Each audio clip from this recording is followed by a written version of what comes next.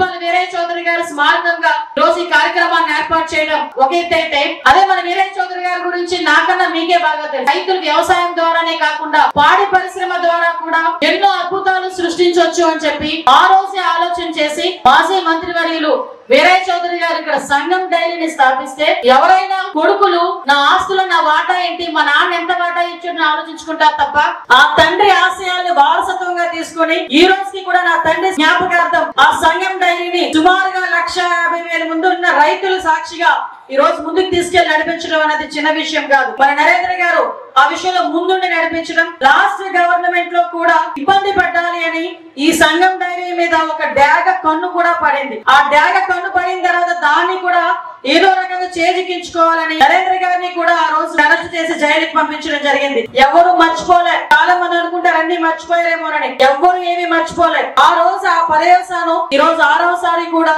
దమ్ముగా నించొని ఈ రోజు గెలిచిన పరిస్థితి కూడా కనిపించింది మనందరికీ కూడా.